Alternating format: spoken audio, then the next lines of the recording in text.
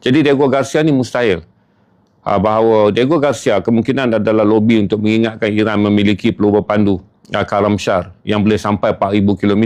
Kerana semua orang tahu persenjataan ni bukan rahsia, Iran hanya memiliki yang sejauh 2,000-2,500 km. Jadi ini adalah untuk melobi negara-negara Eropah mula merasa bimbang bahawa peluru pandu ni boleh sampai ke Eropah. Kerana salah satu naratif yang cuba digambarkan oleh Israel dan Amerika Syarikat dalam era perang ni adalah untuk mendapatkan sokongan Eropah. Eropah tak nak berperang dengan Iran kerana mereka menganggap ini adalah perang Amerika dan Israel dan tak ada sebab untuk Eropah campur tangan membawa ketenteraan dia masuk dalam perang. A'udzu billahi minasyaitonir rajim.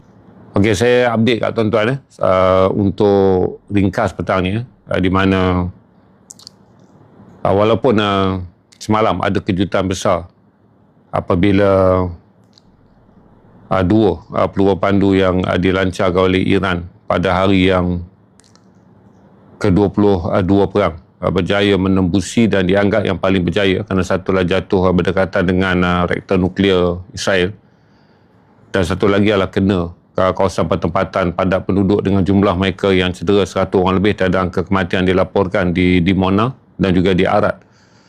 Dan pada masa yang sama, kemungkinan besar hari ini akan ada lagi ketegangan-ketegangan baru apabila Amerika mengunggut untuk melancarkan serangan ke atas loji tenaga untuk melumpuhkan sistem tenaga di Iran.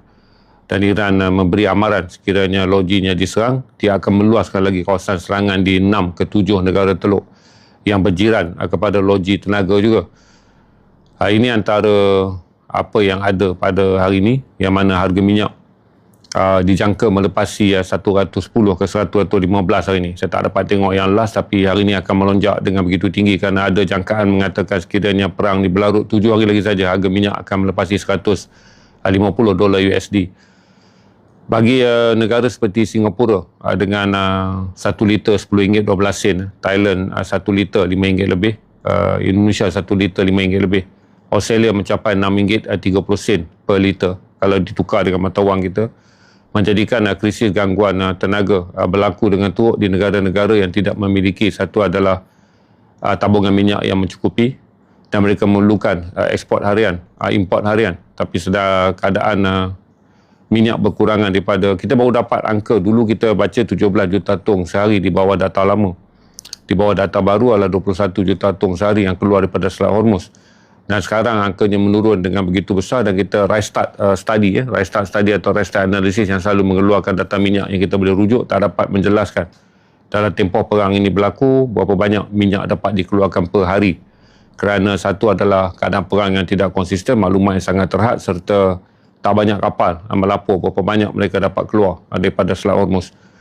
Nah, selain itu 100 juta orang, yang mana Selat Hormuz bukan saja selat di mana kita lihat minyak dibawa keluar. Daripada Selat Hormuz ni bukan saja minyak dibawa keluar, Selat Hormuz ni juga makanan dibawa masuk kepada 100 juta orang berkeperluan, itu di Iraq, di Kuwait, di Bahrain, di Arab Saudi, di Qatar dan di Emirates. Di mana data menunjukkan bahawa pola kita faham 70 dan 80 ke 80% bekalan makanan yang diperoleh oleh negara-negara di GCC plus Iraq ni adalah makanan yang diimport, terutama tenusu daripada Australia dan juga buah-buahan daripada Afrika Selatan, di mana kapal-kapal ini juga terjejas. Ini menjadikan salah satu daripada gangguan ekonomi bagi negara-negara GCC. Bukan saja minyaknya tak dapat dijual, mereka juga mengalami masalah makanan kerana tak banyak kapal berani melepas masuk daripada luar masuk ke Selat Hormuz. Jadi bukan saja tentang 20% minyak dan 20% gas LNG ataupun 21 juta tong minyak yang keluar setiap hari, tapi juga dia berkait dengan 100 juta orang penduduk. Ini merujuk kepada Qatar 2.7 juta orang, UAE ada 10 juta orang, Iraq ada 45 juta orang, Saudi ada 36 juta orang, Bahrain dan Kuwait ini lebih kurang 100 juta orang. Mereka juga bergantung 70 ke 80%. Kalau saudara tengok yang saya beritahu, Oliver Reed dia ada keluar video baru tentang data makanan yang diakses oleh negara-negara GCC melalui Selat Hormuz. Jadi bukan saja minyak saja yang terjejas kepada berbilion penduduk dunia, tapi 100 juta orang yang berada di Selat Hormuz juga mengalami masalah di mana kebanyakan makanan masuk ke pelabuhan melalui kapal, iaitu kapal dagang yang paling besar itu membawa tenusu daripada Australia dan bekalan buah-buahan daripada Afrika Selatan juga tak dapat merentas masuk ke Selat Hormuz berikutan ketegangan yang berlaku. Itu yang kita dapat update dan saya jelaskan kepada tuan-tuan, Thailand juga menggunakan catuan minyak, dan Thailand walaupun ada krisis dengan Kemboja bergantung kepada minyak yang dibawa masuk daripada Thailand kerana pelabuhan Kemboja tidak dapat menerima minyak. Jadi ini unik dia kerana Thailand juga semalam memutuskan mereka membekalkan juga sedikit minyak kepada Kemboja untuk darurat bagi membolehkan Kemboja tidak bergelap. Walaupun Thailand sendiri terpaksa mengadakan catuan minyak dengan stesen-stesen minyak di Thailand kini dihurungi orang dengan tong-tong pelbagai jenis tong minyak untuk mendapatkan bekalan minyak kerana ini adalah negara yang besar jumlah penduduk dia, Thailand. Dan begitu juga Kemboja dan juga Vietnam yang kemungkinan besar industrinya juga akan terjejas apabila sektor penghilangan tak dapat bekalan elektrik yang sangat cukup daripada loji bekalan elektrik kerana Vietnam adalah sebuah negara industri. Jadi kesan global dah dapat dirasai. Tadi saya dapat dengar berita RTM mengatakan bahawa kita juga sedang cuba adjust untuk membolehkan satu bekalan minyak di negara kita dapat diatur, tapi saya tak fikir kita akan bertahan lama. Pastilah kesannya akan ada selepas Hari Raya. Selepas kita habis semua kegembiraan Hari Raya, kita akan balik pada titik fokus yang sangat serius, iaitu untuk melihat kesan minyak, terutamanya satu adalah kenaikan harga barang bagi makanan import yang datang dengan kapal-kapal dagang yang telah pun membayar minyak pada harga yang tidak disubsidikan, di mana harga minyak naik 24 jam selepas perang berlaku. Dan kita juga akan melihat sejauh mana keadaan ini akan menjadikan langkah negara kita dapat bersedia, dan kemudian apa impak pertama yang akan kita ambil alih, kita akan ambil kalau ikut Hon Leong Investment Bank. Langkah yang pertama adalah kerajaan perlu menaikkan sedikit harga minyak kepada RM2.5 kembali seperti sebelum harga minyak dipindah. Dan yang kedua, saya fikir kata perkataan langkah berjimat cermat yang ditekankan dalam perayaan kali ini akan lebih diperluaskan, terutama untuk melihat kenaikan harga barang kerana kebanyakan harga barang makanan yang saya sebut pada tuan-tuan, gula, tepung adalah dua keutamaan yang kita gunakan, tetapi kita tidak menghasilkannya sendiri dan benda ini diimport dan menggunakan kapal dengan harga minyak yang telah pun naik tinggi. Itu saya advise pada tuan-tuan. GRC jatuh, harga minyak jatuh, saya tak fikirlah kata itu semudah tu. Kadang-kadang Hari Raya pun tuan-tuan masuk dalam live dia, saya tak mau marah. Tapi tadi PBB buat apa, IGRC buat apa-apa, jatuh harga minyak jatuh kan, tuan-tuan tak boleh buat komen sepele kerana dunia tak digerakkan dengan fikiran cetek dan juga komen yang semudah tu. Jadi raya ni cerdikkan sikit. Jangan makan benda-benda yang menambahkan kebodohan tuan-tuan bila tuan-tuan masuk dan komen. Walaupun hari raya saya nasihatkan.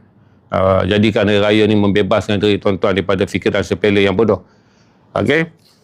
So dia tak semudah seperti mana yang tuan-tuan komen. Kerana IQ tuan-tuan rendah. Jadi tuan-tuan jangan komen. Nanti tuan-tuan akan menjerumuskan perbincangan ni ke tahap rendah. Biar orang ada IQ yang dah terbiasa dengan isu antarabangsa je komen. Tuan-tuan yang tak terbiasa, remain je duduk. Sebab nanti tuan-tuan akan komen benda-benda yang bodoh dan tak membantu. Tak membantu tuan-tuan keluar daripada perbodohan dan tak membantu orang lain membaca komen-komen yang cerdik. Itu sajalah. Sedih Ramadan hanya menjadikan saudara meninggalkan lapar dan dahaga, tapi tak dapat meninggalkan bodoh tuan-tuan. Tinggalkanlah bodoh sekali, masuklah Syawal ni dengan keadaan yang lebih cerdik. Okey, so saya jelaskan kepada tuan-tuan untuk terus kekal berhati-hati. Bukan cakap besar. Ini nasihat. Kalau tak reti cakap kecil keluar. Pergi raya. Terus duduk sembang masa cakap besar apa semua. Ini kita dah tegakkan benda yang supaya tuan-tuan cerdik. Jadi kalau terasa bodoh, orang cakap benda cerdik, terasa jatuh, keluar. Jadi dia tak relevan. Geopolitik tak relevan untuk orang bodoh. Sebab dia dipanggil salah satu daripada tahap tangkap pengetahuan. Di antara orang yang berkongsi ni mesti mempunyai. Okey? Mesti mempunyai pengetahuan. So lepas tu saya jelaskan juga kepada tuan-tuan. Yang mana rasa tak sesuai, keluar je. Saya tak paksa tuan-tuan raya ni, pergi beraya. Ambil mercun ke. Okey? So saya jelaskan. Jadi untuk saya jelaskan pada tuan-tuan adalah ini hari raya kedua. Berhati-hati dan ambil banyak langkah untuk berjimat cermat kerana kita tak dapat lari daripada menanggung kos kenaikan inflasi. Ini memberikan impak yang sangat besar kerana satu adalah barangan yang kita gunakan. Gula, tepung ni semua adalah barangan yang kita import. Supaya tuan-tuan akan dapat memastikan selepas hari raya tuan-tuan dapat bersedia. untuk membolehkan supaya keadaan apa yang dipanggil keadaan inflasi ini bukan kita alami, global alami. Cuma kita dapat bertahan kerana pattern negara kita adalah minyak disubsidi. Jadi bagi negara-negara yang mana minyaknya tak subsidi, mereka dah tak dapat mengawal apa pun keadaan dengan harga barang dan juga kenaikan harga minyak asas. Kemudian lepas saja kenaikan minyak asas berlaku, berarti selepas itu akan berlaku kenaikan pada harga barangan.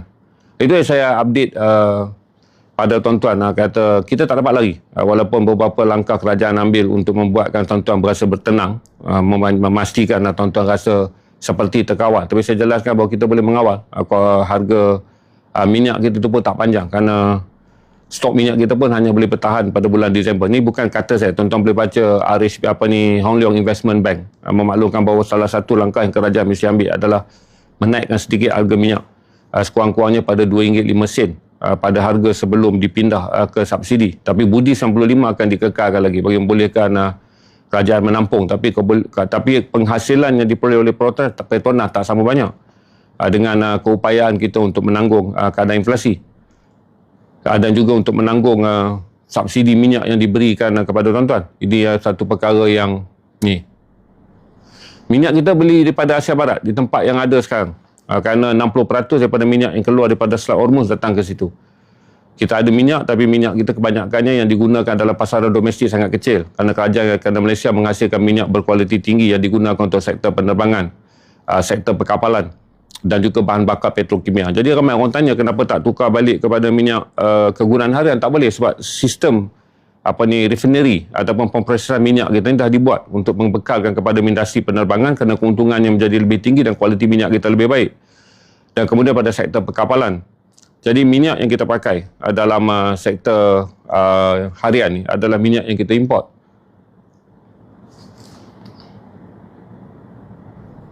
Bukan, reaktor nuklear tak kena bedil. Serangan di Mona dan juga serangan di Asad ini hari adalah berdekatan, berdekatan saja dengan reaktor. Reaktor tak kena.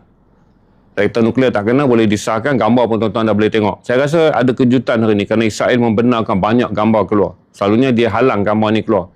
Ada kemungkinan dia nak melobi simpati kepada dunia, mengatakan kemusnahan yang dihasilkan oleh pelubur pandu Karam Shar dan juga Fatah II.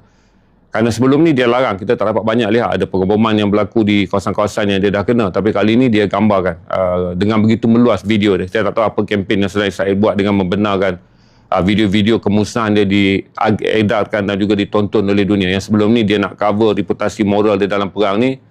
Itu menjelaskan keadaan yang ada.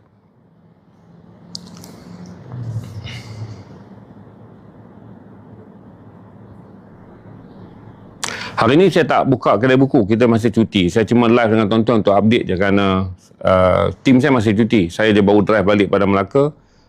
Saya live dengan tuan-tuan. Kedai buku besok baru buka. Netanyahu baru saja mengeluarkan kenyataan. Tak ada bukti langsung untuk kita kukuhkan mengatakan Netanyahu dah mati. Sebab tu hari daripada sebulan Ramadan saya dah advise tuan-tuan bahawa bila kita ambil geopolitik dan kita pergi pada fakta yang sahih je. Kalau kita nak bincang fakta yang dijadikan kabar angin, perbincangan ni takkan ada hujung dia. Sama ada Netanyahu mati, Itamar Ben Gvir mati, Bazali Smotrich mati kan. Kita nak bincang dia tak ada. Yang mana disahkan saja kita ambil. Dan saya jelaskan kepada tuan-tuan yang lebih penting adalah cerita dia mengenai keadaan inflasi dan juga kenaikan harga barang. Itu menjadikan saya live dengan tuan-tuan untuk update bahawa krisis tenaga yang melanda dunia dalam keadaan yang serius akan menjadikan salah satu yang impak perang yang akan sampai. Lalu kita tahu impak perang adalah antara Israel dan juga Iran. Itu dua impak perang yang jelas. Kemudian tempias perang pergi ke negara-negara teluk. Tapi impak ekonomi ni pergi ke seluruh dunia. Pergi ke seluruh dunia.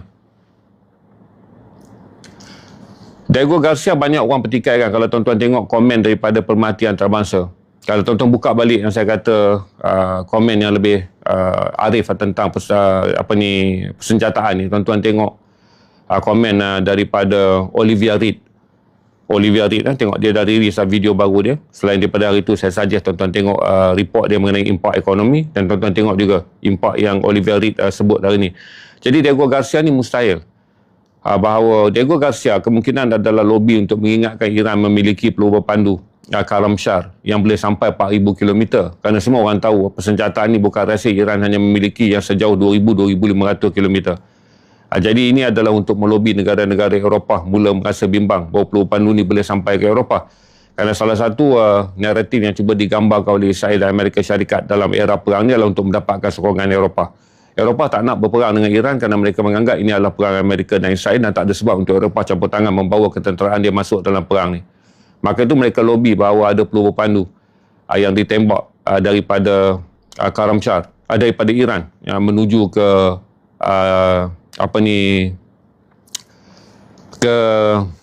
Diago ni, lupa saya, di Pasifik. Jadi tuan-tuan tengok, kalau tuan-tuan rajin, saya dah minta follow Olivia Reed, tuan-tuan lihat Olivia Reed ke Diego Garcia. Jadi kalau tuan-tuan pergi tengok Olivia Reed, dia dah detailkan satu jenaka yang sangat besar. Satu, tiada bukti tangkisan, tiada video tentang penangkisan, dan tiada video tentang semua perkara.